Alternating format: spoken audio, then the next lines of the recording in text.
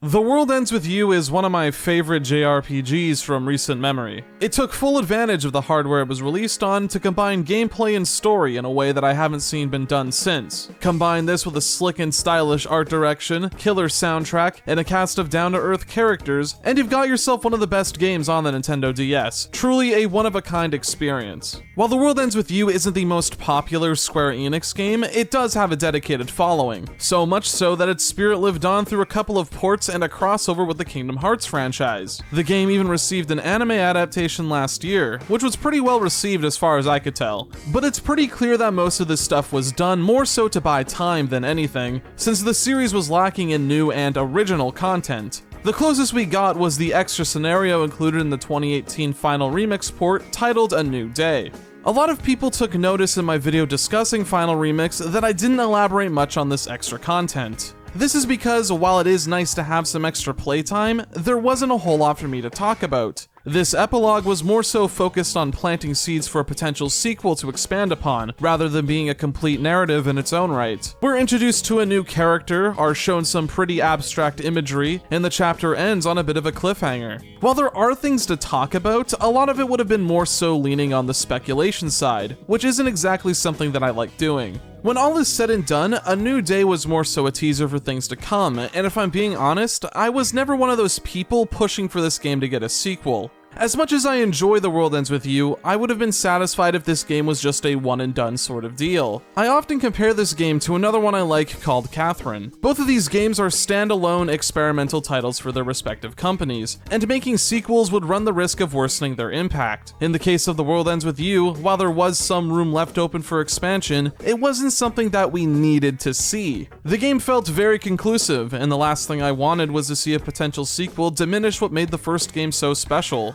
This is why the announcement of Neo The World Ends With You left me feeling rather worried. Don't get me wrong, I was excited to see this series get a bit more attention, but I'd be lying if I didn't say that some of those concerns were lingering in the back of my mind. Because of this, I ended up skipping out on the game when it launched, but eventually picked it up when it was on sale. However, by this point, people had seemingly forgotten about the game. It's not like no one is talking about it anymore, but it's as if the general public didn't even know that the game came out. So for today's video, we're going to be shining a spotlight on Neo The World Ends With You, to determine if it's a worthy follow-up to the original game, and to find out why exactly all the buzz surrounding it has dried up. Just like always, this video is going to contain spoilers for both Neo The World Ends With You and the original game. Due to the way Neo structures its content, it's almost impossible to show anything beyond the first week of the game without showing off spoilers, and since I like to be thorough with my reviews of games, something's gotta give. I feel as though it's necessary to give this warning since Neo is still a relatively new game, all things considered. The last thing I want to do is rob you of any potential surprises, so if you want to avoid spoilers, then I highly suggest you pause the video now and come back once you've played these games for yourself. Trust me, they're both worth your time. The protagonist of this story is Rindo Kanade, a 15-year-old boy who's a bit of a shut-in. Rindo mostly keeps to himself and would rather spend his time enveloping himself in social media, though this doesn't mean he doesn't have any friends since we're quickly introduced to one of Rindo's high school classmates, Fret. One day, Rindo and Fret meet up at Shibuya Scramble to hang out for a bit and get some lunch. The two boys even manage to snag these elusive red and black pins, which seem to be a bit of a hot ticket item these days. However, not too long after getting these pins, their worlds are flipped upside down as they begin to see people fighting these mysterious creatures. While Rindo and Fret initially mistake this as the filming of a movie, the two boys quickly discover that the danger is very real. While the two boys try to run away from the noise, during the chaos, a truck is suddenly flung across the scramble and seemingly crushes Fret. Before Rindo has time to process what's going on, he suddenly finds himself being thrown into a mysterious green void, where he's then sent back in time just a few moments earlier. Rindo uses his new knowledge to keep Fret from getting killed, and while the two boys have no idea what's going on, one thing is for certain: they've just become the newest contestants in the Reaper's game. The general premise behind the Reaper's game is pretty similar to last time, though some rules have been altered a bit. Rather than forming a pact with another contestant, the players are instead divided up into teams. Because of their previous history, Rindo and Fret decide to team up, though it doesn't take too long for two other members to join the group, those being the video game obsessed college student Nagi Usui, and everyone's favorite number cruncher, the returning Sho Minamimoto. The only way out of the Reaper's game is to be the top-ranked player by the end of the week. In the same vein, the lowest-ranking player will be completely erased from reality. With that, the stage is set. If the Wicked Twisters want to survive the Reaper's game, they're going to need to learn to work as a team and overcome any obstacles, ranging from the deadly noise they have to fight, the Reapers running the game, and if push comes to shove, other players. When you break it down, the premise of Nioh follows the same basic framework as the original game, though I wouldn't call this a bad thing, since a new spin is put on some of the returning ideas to make them feel fresh. The most standout one to me is just how much more competitive the Reaper's game is in Nioh compared to the first one. In the original game, all that mattered was that at least one player completed the mission before the time ran out. This inherently encouraged the players to cooperate, since one team could make up where another one falters. We even see this happen early on in the journey with the characters' beat and rhyme. In contrast, the Reaper's game in Nioh has clear winners and losers. The players are competing against each other on missions so they can earn as many points as possible. Some missions even pit players directly up against each other, with the losing team receiving a huge hit to their score. This competitive edge helps the Reaper's game feel a lot more dynamic and interesting than what we had before. But despite the praise I have for this new direction, I think that the hook of Nioh's story is a bit weaker than the first. The original game wasted no time in not only establishing the world and how it worked, but it also immediately introduced the core of the narrative, and dangled a few mysteries for players to get invested in. Nioh also establishes its characters and their problems to an extent, but not only is it less obvious, it also isn't the focus for most of the game. But before I go into detail as to what exactly is going on with these characters, I think we should put a pin in this discussion for now and cover what Nioh offers on a gameplay front first. Just like the video I made on the first game, I want to start off by covering the overworld first. What sets the TWEWY series apart from most JRPGs is that it doesn't feature any form of dungeon crawling.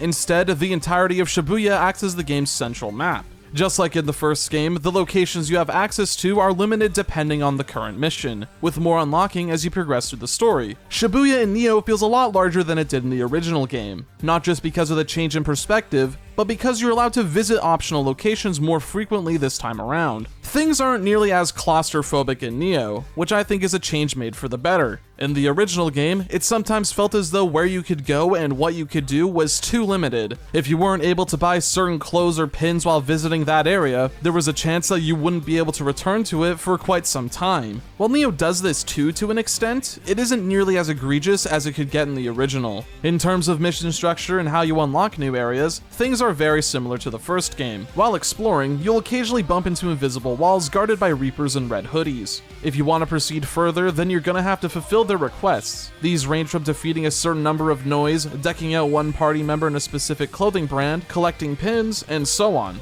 These tasks are super harmless, and are more so there to encourage you to use specific mechanics related to the combat system, but just like in the first game, there are some annoying requests. The Reaper reviews are a standout example to me. You're quizzed on your knowledge of specific aspects of the game, mainly the location of shops and what items they sell. It's not difficult, but it can be a very tedious back and forth if you get one of the questions wrong, double checking all of the locations and writing down the answers. It's an annoyance at its worst, and doesn't come up enough times to be too distracting. Outside of the Reaper walls, missions will require you to use your psychic abilities to progress. Just like last time, you're able to scan the minds of the people in Shibuya. Not only does this help make the world feel more alive, but by gathering keywords, you're able to implant ideas into their minds. A few new psychs were introduced to help spice things up a bit. Fret has the ability to remind people of lost thoughts, Nagi is able to dive into the hearts of people so the team can clear up any noise clouding their judgment, and finally, the most unique psych is Rindo's ability to rewind time.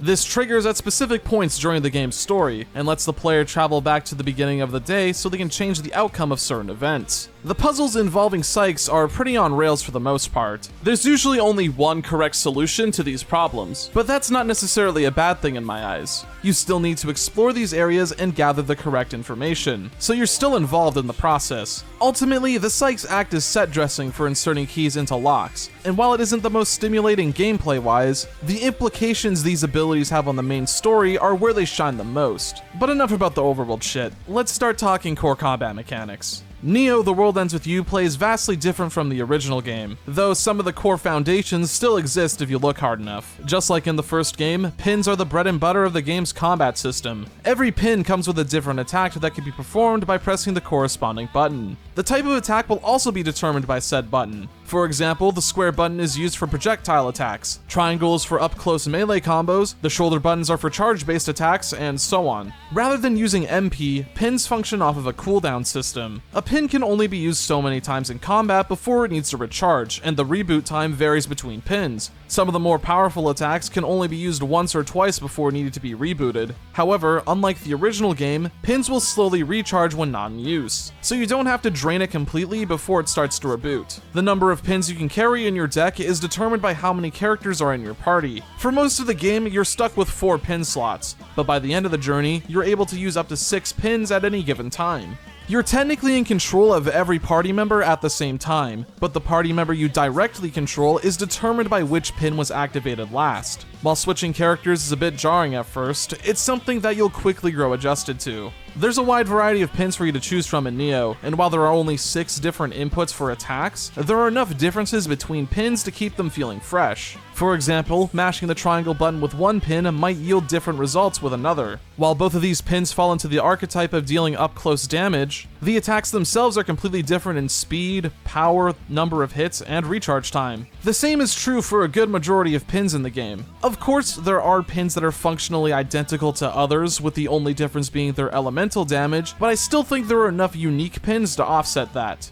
Obtaining new pins has basically seen no changes from the original to Nioh. On top of buying pins outright at specific shops, you can earn new pins by defeating enemies. The drop rate of pins is influenced by a few different factors, such as your current player level and number of encounters you change together. Your current difficulty will also change what pins you can earn from battle, on top of modifying how much experience you earn from a fight. This is something that I've always loved about the TWEWY games. They allow the players to customize the game's difficulty to their liking, and you're rewarded for pushing your skills. By taking the extra risks and lowering your current level and upping the difficulty, you're granting yourself access to new rewards. You're encouraged to master the game's combat system so you can earn some of the more elusive pins. This is something that I haven't seen many other games do as well, let alone attempt, and is a core part of what makes the TWEWY games so unique. Another method of obtaining pins is through pin evolution. Just like the characters, pins also gain experience points through battle and can level up. Leveling up pins provides a variety of bonuses, such as increasing their power and lowering their reboot time. And just like last time, certain pins can also evolve if the proper conditions are met. However, this time, the conditions are far more generous. Nioh completely removed the shutdown and mingle experience, and now only relies on standard battle experience.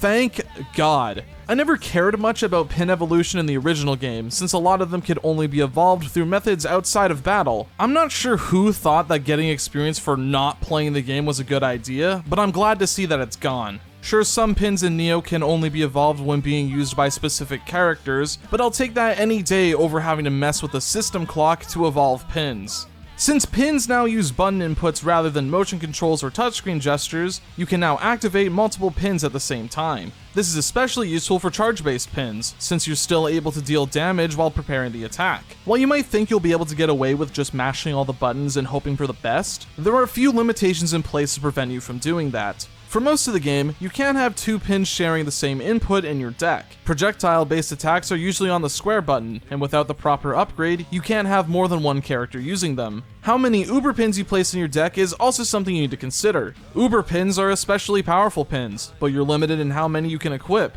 Normally, you can only have one Uber pin in your deck, but just like the shared input pins, the number you can have equipped can be increased through upgrades. But the most important aspect of deck building in this game is pin synergy. The most defining aspect of Nioh's combat system is the beat drop mechanic. Think of it as the game's combo system. By fulfilling the requirements listed on your pins, a blue ring will spawn around whatever enemy you're currently locked onto. When this happens, you need to strike that enemy with a different character to trigger the beat drop. Not only does this allow you to continue your combo on the enemy, but you're rewarded with groove points. Much like the sync meter from TWEWY Final Remix, charging the groove meter will let you perform a mashup, which is essentially a special attack. The groove meter is initially limited to 100%, but as more party members join the team, the groove meter will be upgraded. The kind of mashup you perform is determined by a few different factors, such as how much of the groove meter you have filled, as well as the element of the pin last used in a beat drop. Mashups range from raining energy balls from the sky, dropping a massive fireball on your enemies, momentarily stopping time, and many more. However, the most desirable super attack is the Killer Remix. This can be performed by maxing out the groove gauge at a full 300%. This sees the entire party blasting away at the noise with a series of energy blasts. Not only does this deal an insane amount of damage, but it comes with the added benefits of fully healing your party and momentarily increasing the drop rate of pins.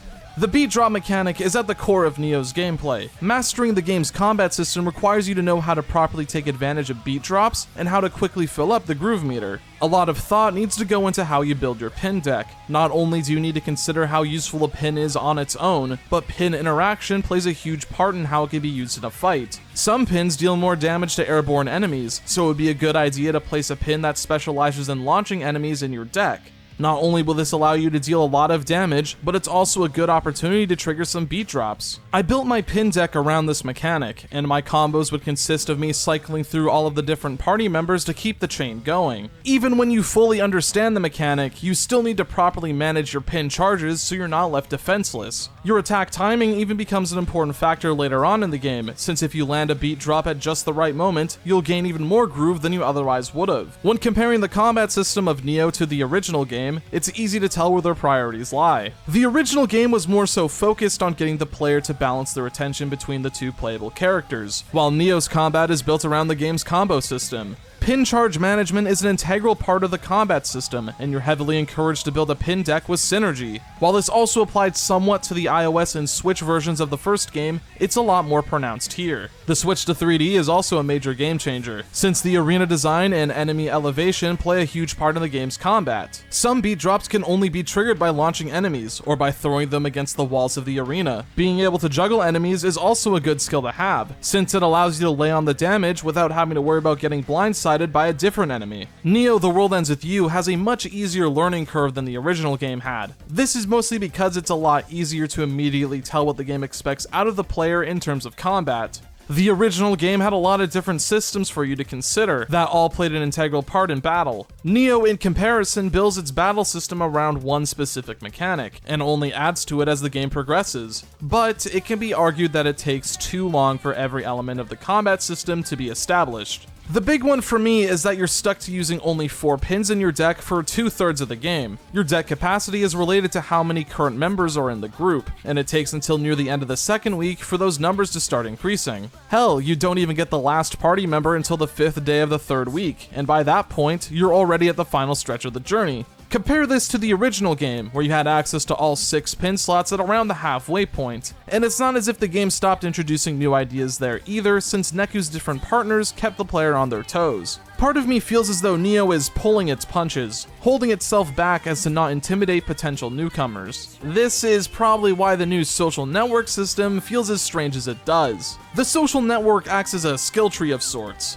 By completing optional contents, you unlock new perks for you to buy with friendship points, which are also earned throughout the game. It's a good idea on paper, but in practice, it leaves me feeling somewhat ambivalent. Firstly, the side activities on offer here aren't the most interesting. It's more appropriate to refer to them as distractions rather than side quests. A good majority of these quests start and end within a short amount of time, and don't do anything too interesting narratively or gameplay-wise. There are a few exceptions here and there, such as completing optional dives or providing us some good character moments, but for the most part, they're lacking. The same also applies to the upgrades themselves, sadly. A lot of this list feels padded out by things that shouldn't be upgrades. The most egregious example to me is the upgrades relating to shops and restaurants. Just like the last game, by purchasing a certain number of items from a vendor, you'll be able to unlock a special item. However, in Nioh, on top of having to spend enough cash at the store, you also need to go the extra mile and spend the friendship points. This might not seem so bad at first, but the issue is that friendship points are incredibly scarce.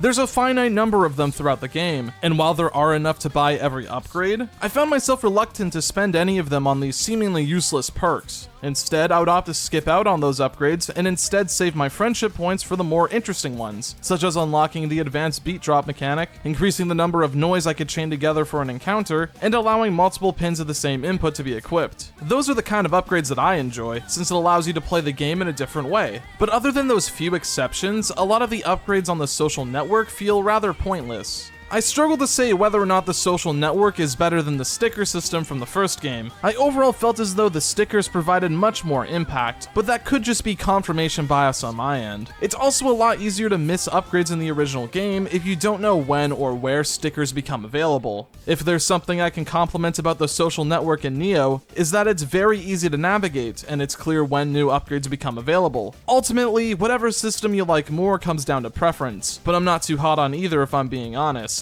And this sadly isn't the only issue I take with Neo's gameplay. The difficulty curve of the enemy design is a little inconsistent. The first week of the game is pretty easy for the most part, so you can get to grips with what the game expects out of you. Starting from week 2 onwards, the enemies start to get a bit more complex and require a lot more thought and forward thinking to combo properly, though there are a select few chapters in the game that suffer from massive difficulty spikes. For some reason or another, the Shibuya Slam events are far more challenging than a majority of the other missions. Enemies here not only hit like a truck, but they also have much more health than the others. Sure, you can always change your difficulty modifiers to fix the issue, but it doesn't change the fact that these chapters were designed with later abilities and pins in mind. Even outside of the select few chapters, there are some enemies in this game that are just really annoying to fight. There's too many enemies in the game that can stun party members. It's not difficult to deal with, but it's very annoying when this keeps happening.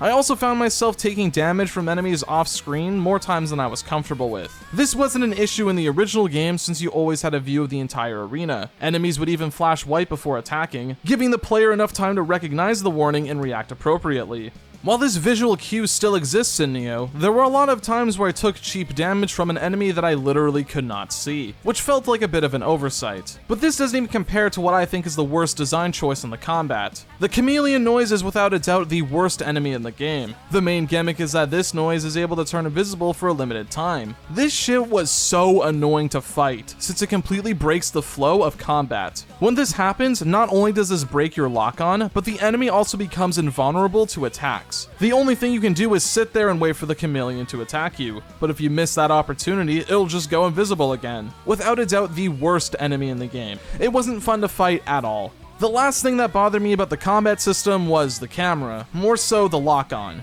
Neo doesn't have a manual lock-on button, and instead uses an auto-target feature. You can change which enemy you want to focus on by tilting the right stick.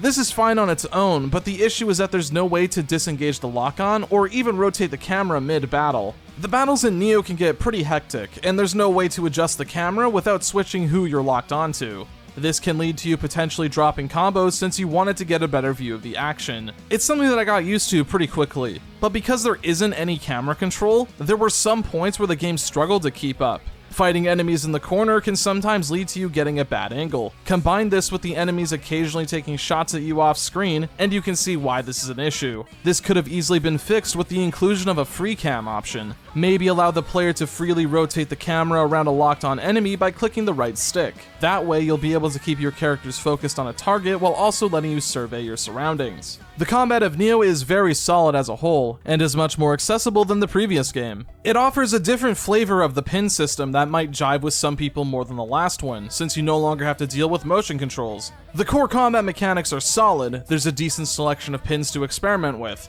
and the combat requires a healthy balance of strategy and skill to master. In a lot of ways, I actually prefer Neo's combat to the first games, at least from a mechanical standpoint. It's easy to pick up and understand the basics of Neo within a few battles, but there's a lot of depth under the hood and enough interesting enemies to keep the combat from getting stale. When you fully understand the systems on offer, battles can be a visual spectacle. It's almost mesmerizing when you fluidly weave in and out of attacks to completely decimate your foes. While you technically only control one character, your party ultimately ends up working as a team because of your inputs. Regardless of the few issues I take with Neo's combat, it'll never not be satisfying. But something that the original game undoubtedly does better is how its combat is integrated into the game's overall narrative and message. The original World Ends With You was a tightly knit story about an isolated teenager learning to open up to others. The core theme of the game was that the world was only as big or as small as you let it be. The only way to expand your worldview is through the perspective of others, and it's up to you to make those meaningful connections. Every decision the developers made in the game was done to enforce that message. This includes the way the combat was designed.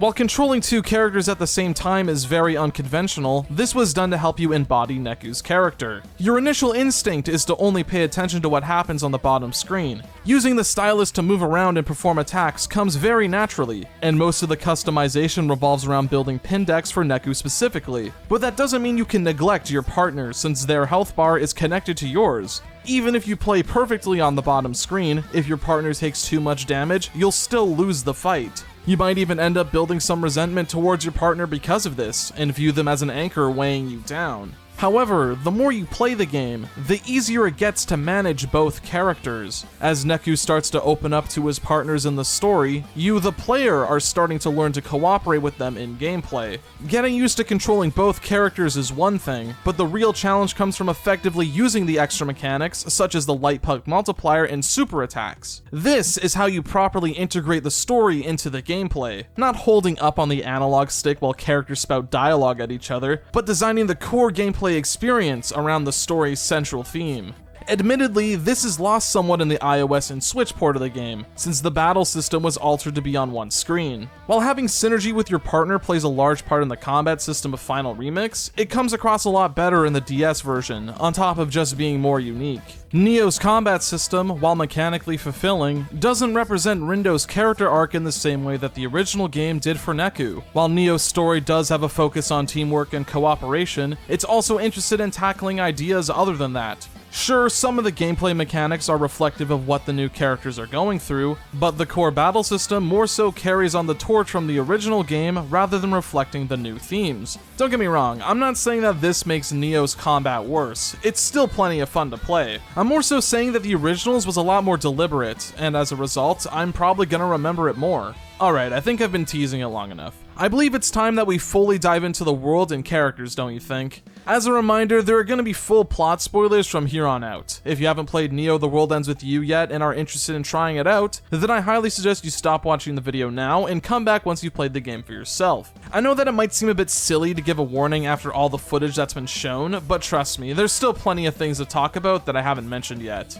With all that said and done, let's jump right back into the swing of things. The story of Neo The World Ends With You shares a lot of similarities to the first game, mainly in its premise as well as general structure. While the Reaper's game only lasts for 1 week, due to unforeseen circumstances, the characters are forced to participate multiple times. The ones to blame for this are the Ruinbringers. They've been the top team for a seemingly long time, and whenever they win the Reaper's game, they use their wish to go another round, essentially keeping the other teams trapped inside. If the Wicked Twisters want to end the Ruinbringers' winning streak, then they're gonna have to take the team down during the final day of the week. Something that's a lot easier said than done, since it turns out that this team is made up of the Reapers running the game. The Ruinbringers act as the game's central antagonists, and for the first couple of weeks, the story is focused on our characters trying to not only survive the Reaper's game, but also come up with a plan to best this seemingly unstoppable team. Because of this very generalized and non-specific goal, Neo's narrative ends up feeling like it's spinning its wheels for most of the runtime. The first 2 in-game weeks are dedicated to the players participating in the Reaper's game as per usual, and because of this, things end up blending in with each other. Sure, week 2 throws a couple of curveballs our way to keep things interesting. The Wicked Twisters end up forming an alliance with another team in hopes of taking down the Ruinbringers, and Sho leaves the party before being replaced by another returning character in Beat. This is all really cool stuff, but when you break it down, most of what happens in week 2 is a means to an end. All of the really important stuff is stashed at the start and end of the week, with everything in between not mattering much to the overall plot. Ultimately, it's just the characters going through the Reaper's game a second time. Compare this to the way it was executed in the first game. The original World Ends With You, while also forcing you to participate in the Reaper's game 3 times, took strides in making the experience unique each time. The first week is spent playing the game like normal, but the second week flips the idea on its head. The characters end up using the rules of the game to their advantage and do their own thing, letting the other players tackle the missions for them while they work on the underlying plot. What also helps is that Neku had a different partner each week that challenged his character and helped further his arc. Neo is unable to do anything like that because of how this Reaper's game functions. The players can't afford to waste any time, since the team in last place will be the ones getting erased. While the competitive edge that comes with this version of the Reaper's game is an interesting way to set it apart from the first game, ultimately it limits what can be done in the story. But that doesn't mean Neo is lacking in exciting storytelling, because despite the limitations in place, the writers take full advantage of the scenario. Unlike the first game, there's a large focus on the players outside of the main party. I already mentioned the Wicked Twisters and the Runebringers, but there are 3 other teams competing in the game as well. There are the Varia Beauties, a team of fashion-obsessed players led by a young woman named Kanan. The Pure Hearts are a group of social media influencers led by a guy named Matoi. And finally, there's the Deep River Society, who are a bunch of water-obsessed weirdos. These teams, while initially coming off as throwaway characters, end up being much more than that. Not only do they aid the development of some of the main party members, but they end up becoming pretty fleshed out characters in their own right. Not so much the Deep River Society, since these guys are actually expendable. I'm more so referring to Matoi and Kanan. These 2 characters act as role models for both Rindo and Fret, because they're adult figures that the boys can look up to. However, they also end up being the catalyst for their development in 2 very different ways. Throughout the game, we hear that Rindo is a fan of the social media influencer known as Another. A huge part of Rindo's character is his indecisiveness. He'd often rely on others to make decisions for him, and because of that, he ended up latching onto Another's words as inspiration. It's eventually revealed that Matoi is actually the one behind the account, and because of this discovery, Rindo ends up latching onto his advice in the Reaper's game, trying his hardest to live up to and impress his idol. But behind Matoi's laid-back and nonchalant attitude is someone filled with cowardice and selfishness. He manipulates those around him and uses any opportunity he gets to further his own success, even going as far as to strike up a deal with the Reapers to guarantee his own survival. The entire personality of Another was nothing but a lie, a brand built on plagiarism without any real heart behind it. Matoi ends up being a dark reflection of Neku's relationship with Kat from the first game. In a lot of ways, Matoi is a lot like Rindo. He was equally as indecisive in his life, and would latch onto the words of others instead of building up an identity of his own. This revelation kicks off Rindo's own journey of self-improvement, with Matoi acting as a grim reminder of what he could end up becoming if he isn't careful. On the opposite end of the spectrum, we have Kanan's relationship with Fret. While it initially seems as though Fret only cares about her due to a childish crush, his infatuation actually runs much deeper than that. Fret's main character flaw is that he struggles to be genuine around others, though he wasn't always like this. When Fret was younger, he had a best friend who was battling depression. He tried his hardest to be there for him and always encouraged them to push through their dark thoughts. However, this friend would eventually take their own life, and this tragic event is the root of Fret's cynical view on relationships. Fret believes that no one appreciates a genuine relationship. In his mind, it's a waste of time to open up and get too attached to others if it'll only end in heartbreak. Because of this, Fret parades around a carefree attitude, keeping everyone he knows at arm's length because deep down, he's afraid of his past repeating itself. Fret initially sees Kanan as someone a lot like himself. However, upon spending enough time around her, his outlook begins to change. While Kanan may seem to have a fun and carefree personality, in actuality, she's a very genuine and honest person, both to those around her as well as to herself. She's able to deduce Fret's facade early on, and because of this, she often treats him like a kid, even flat out telling him that his words hold no meaning. If Matoi acted as a cautionary future for Rindo, then Kanan is someone Fret should aspire to be. Someone who's able to live their life being true to those around them, as well as being honest with themselves. Something that I noticed about Neo is that the way the story is written is vastly different from the original game. Not so much in quality, but more so how it delivers information about its characters. The writing in this game is a lot more subtle than you might expect, since the character development isn't exactly highlighted like it was in the original, and instead, it's something that you have to glean from the way characters interact with each other. Let's use Nagi as an example. Her character might initially come off as somewhat one-note, to the point where I can imagine some players getting annoyed with her constant mentioning of her hobbies. But if we were to look beyond the surface level and analyze her words and actions throughout the story, then she's a lot more interesting than people give her credit for. Nagi's special psych allows her to dive into the hearts of others, and because of this ability, she's able to understand people on a very deep level. She shows a lot of empathy towards others and often analyzes their actions in order to understand them better. At the same time as this, Nagi harbors a lot of disdain towards those who are superficial.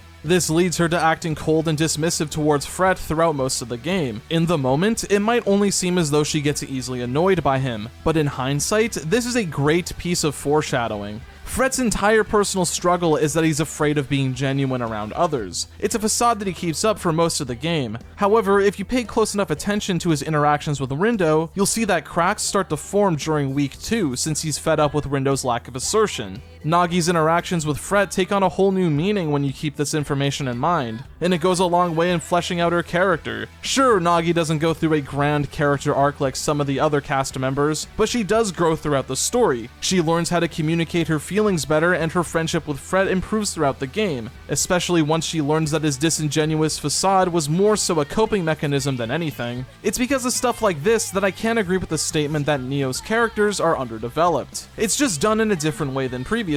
Neo's character writing is much more subtle, since there's a lot of development that needs to be inferred by the player through character interactions. I appreciate that Neo asks the player to think a little to fully understand the characters. It shows that the game has faith in the audience and that it's not afraid to try something new for the series. However, one could argue that due to this shift in writing style, people might not go in with the right mindset to pick up on these hints. The original World Ends With You was very direct about its characters and their development. Due to the way that story was set up, it offered plenty of opportunities for more intimate moments between Neku and his partners. There were even a few scenes where party members would talk about their insecurities and how they felt about their current situation. If you go into Neo expecting the same thing, then you're gonna be left disappointed. This is probably why Shoka ended up becoming a fan favorite. Her character and development is handled in a similar fashion to the party members from the first game. Shoka is a Reaper that initially starts off as an antagonist for the group, but as the story progresses, she ends up helping out the Wicked Twisters in the Reapers game, eventually culminating in her getting fired from her position and joining the main party. Shoka gets a lot of development in the final week of the game. We learn that she decided to become a Reaper after winning her game because she doesn't have much of a purpose in the real world, preferring to go with the flow rather than making her own decisions. Shoka had a very directionless life, though would eventually find solace in a few of her Reaper co-workers, to the point where she considers them her family. However, after Shoka defects from the Reapers, she's forced to fight against her family so she can protect the people of Shibuya. What makes Shoka different from the other party members is that her development is put front and center. There's scenes dedicated to explicitly showing her character grow instead of planting it behind subtext. This makes her the odd one out from the group since her main arc is a lot more obvious, though just like the other characters in the game, there's still some subtleties in her writing. An ongoing mystery throughout the game is the true identity of Rindo's online friend Swallow. It's established early on that these two are best friends, and that Rindo trusts them enough to confide in them when needed. It's revealed near the end of the game that Swallow is actually Shoka. While Rindo was unaware of this until then, Shoka knew about Rindo the entire time. This information sheds an entirely new light on their interactions throughout the game, and adds an extra layer of conflict to her character. Shoka is forced to choose between two sides. Either she betrays her best friend and stays working with the Reapers, or she discards her family for the sake of keeping Shibuya safe. No matter which scenario she chooses, it'll end in nothing but heartbreak for her. There's a lot to chew on with Neo's characters, but a lot of them require the player to put in the extra work to get the most out of them. This naturally lends the game well to discussion, since other players might have different interpretations of the characters. But this still leaves the issue of players missing out on important information because they weren't conditioned to look for it. Part of me feels as though Neo could have benefited from highlighting some of this information so that the player would know to look out for it. On the outside, the main cast might seem a bit unremarkable and a step back from what we had before, but when you go beyond the surface level and analyze their actions and relationships, then you'll realize that they're very well rounded. Some more static than others, but not every character in a story needs to go through a grand change to be considered developed. That's not to say the narrative is perfect, mind you, since there's a sizable blemish on the game's story, that being the new set of Reapers. As characters on their own, I find them to be perfectly fine. It's just that their inclusion in the game's overarching narrative feels rather awkward in a few areas. To give some context, the final remix bonus scenario A New Day ended with the entirety of Shinjuku being erased in an event called the Inversion. Not only did this completely wipe out Shinjuku, but everyone's memories of the area were also erased, aside from a few exceptions. The surviving Reapers took refuge in Shibuya, though not too long after arriving, Shiba would climb the ranks, and once he reached the top spot of conductor, he started to influence the Reapers game. This is the reason as to why the rules in Neo are a bit different than before. The Reapers game here is meant to be one that would be played in Shinjuku. It turns out that Shiba was partially responsible for Shinjuku's inversion, and he plans on doing the same to Shibuya. He enters some of his Reapers into the game under the guise as players so he can keep it going long enough to accomplish his goals. This is all perfectly fine on its own, but issues begin to crop up when the game starts to explore the backstory and motivation of these characters. We're only given vague hints as to what happened to Shinjuku prior to the start of Neo.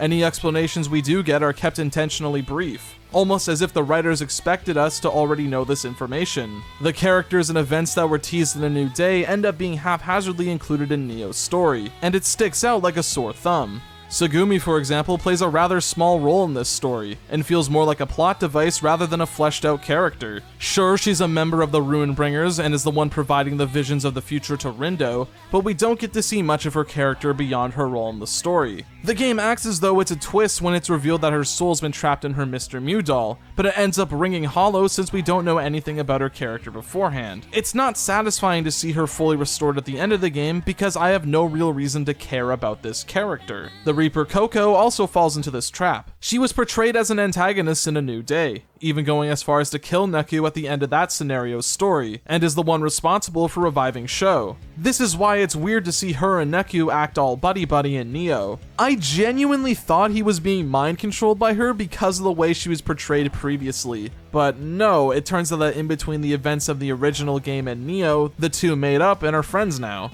It's almost as if there's a middle chapter of this duology that's just missing, and it's the most awkward part of the game's narrative. It's not as if it can be overlooked either, since it plays a large part in the final week of the story. I already know some of you are going to say that's what the secret reports are for, and while I do agree that they're an interesting read and put a lot of things into perspective, I don't think that they should be a substitute for natural storytelling. It's not even as if everything that happened in between games is fully explained, so you're still going to be left with unanswered questions. It's not enough to overshadow the good stuff in Neo's story, but it's very distracting. The last thing I want to talk about in regards to Neo's story is Rindo himself. I know I talked about him a bit earlier, but I want to fully dive into his character, since he's the main focus of the game's narrative and also gets the most amount of development.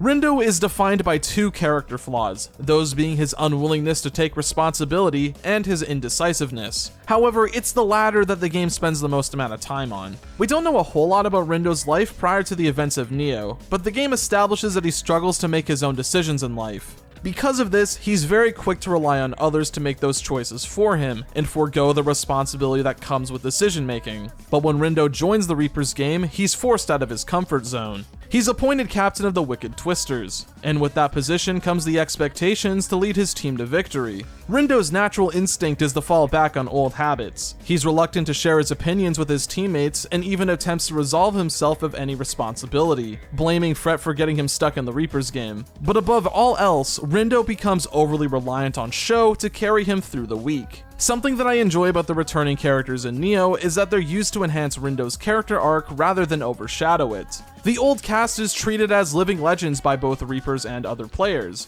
Because of their status, Rindo desperately wants them to join his team, so he can shoulder all of his leadership responsibility on them, especially after Sho ditches the group at the start of week 2. But as Rindo quickly finds out, these legends are just as fallible as he is. Beat and Neku joining the team doesn't just magically fix all of his problems. Rindo can't rely on these myths to carry him through the Reaper's game, and if he wants to survive and keep his friends safe, then he's gonna have to step up to the plate. Neku himself even realizes that Rindo is attempting to avoid his responsibilities and steps down, giving Rindo the opportunity to make his own decisions. However, the best device to demonstrate Rindo's character development is his replayability. Replay allows Rindo to travel back in time to the beginning of the day and change the outcome of events. This ability usually activates whenever Rindo finds himself in an unwinnable situation. The sole limitation is that Rindo can only use this ability once per day. This allows Rindo to survey every possible outcome before making a decision. In a way, Replay actually works towards enabling Rindo's indecisiveness. He doesn't need to worry about making decisions anymore, since if anything does go wrong, he can just travel back in time and change the outcome. As you'd expect, Rindo starts to become overly reliant on this ability, and even abuses it to figure out what his idol Matoi thinks of him. But this reckless use of Replay doesn't come without any consequences. After the final encounter with Shiba, it's revealed that his assistant Kubo was the one really pulling the strings behind the scene. It turns out that Kubo was an angel sent from the higher planes to enact Shinjuku's inversion, but has since decided to erase Shibuya as well. Kubo was the one to gift Rindo with his replay ability, as it was the key to fulfilling his plans. As it turns out, every time Rindo goes back in time, the negative energy from those potential futures is stored inside his pin. This energy will eventually give birth to a nigh unstoppable noise that only gets stronger with each trip back to the past. In a sick twist of fate, it turns out that Rindo's own indecisiveness will be the downfall of Shibuya. While the Wicked Twisters attempt to destroy the noise, it proves to be too powerful, and they all end up getting erased aside from Rindo. But before Shibuya can be inverted, another angel comes from the higher plane, destroying Kubo, the noise, and stopping the aversion. About a month later, the angel comes back and introduces himself as Haz. The two have an introspective conversation before Rindo is presented with an offer. He can either keep things the way they are now and destroy the Reaper's Pen for good, or he can go back to the past one last time and attempt to save his friends. This decision is the culmination of everything that's happened throughout the game, and demonstrates how Rindo has grown from the experience. He can either live in a world where someone else has taken care of his problems for him, or he can travel back in time, throw himself into an uncertain future, and take responsibility for Shibuya's fate. All of this hinges on a decision that Rindo has to make himself. While the old Rindo would have been content with just letting someone else steer his life, the Reaper's game has changed him for the better. He's learned to stay true to himself, and has become confident in his decision making. With that, Rindo accepts the offer, and travels back in time to face the personification of his old doubts. No more relying on others to dictate his life. This time, the world ends with him.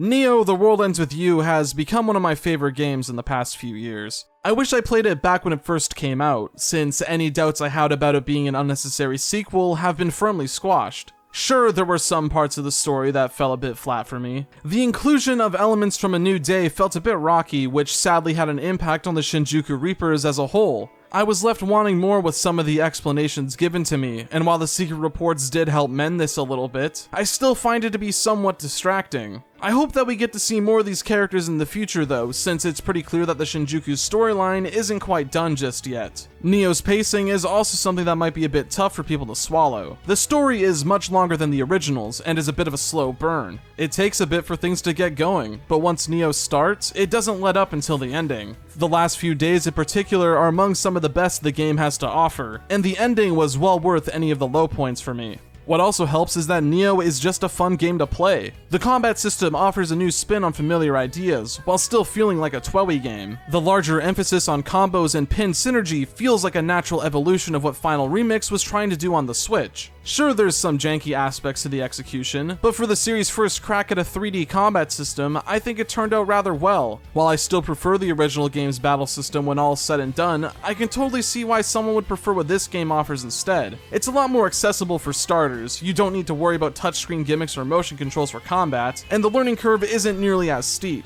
But that doesn't mean the game is lacking depth, since the level of pin customization and the different mashups offer plenty of different ways for you to play. It's not often you see a game take a 10+ year hiatus only to come back with something that lives up to the standards set by its predecessor. Sure, everyone's gonna have their preference. I still like the original game a bit more, but the fact that a sequel to The World Ends With You not only exists, but is also a pretty damn good one, is nothing short of commendable to me. It's just a shame that the game's overall quality is irrelevant to its success in the business world. And you know what? I'm pissed. I mentioned at the start of the video that most of the hype surrounding Neo quickly disappeared after the game came out. Critically speaking, the game was reviewed rather well, and fan reaction was generally positive. However, this enthusiasm isn't reflected in the game's overall sales.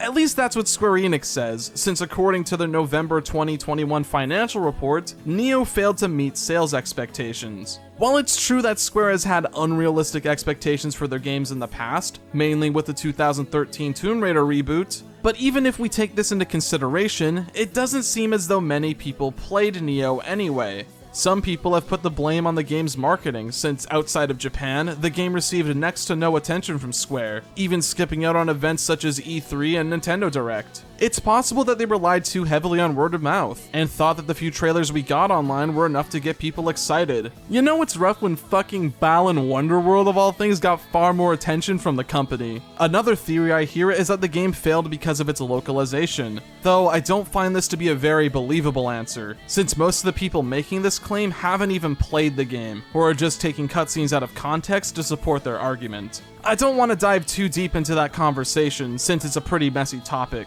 but the translation quality clearly isn't the case since Neo's core themes and ideas are still conveyed in a way that English speakers can understand. Regardless of the true reason behind it, the fact is that not many people ended up playing this game, And that just fucking sucks, man. As I demonstrated throughout this video, Neo The World Ends With You is a quality experience, and I hate that it never got the attention that it deserves. If you were like me and were skeptical of Neo because of your admiration for the first game, then I implore you to give it a shot. If there's one thing you should take away from this video is that Neo The World Ends With You is a really special game, one that doesn't deserve to be forgotten. The last thing I want is for this series to be left dead in the water, or for Square to put it on another 14-year hiatus. It's clear that the minds behind the series are passionate. Their enthusiasm bleeds into every inch of both titles, and I think that this is something to be celebrated. I believe that the TWEWY games are among some of the best RPGs in Square's lineup, and deserve more recognition from the company. It pains me to see that one of the most recognizable aspects of Neo is how it underperformed financially.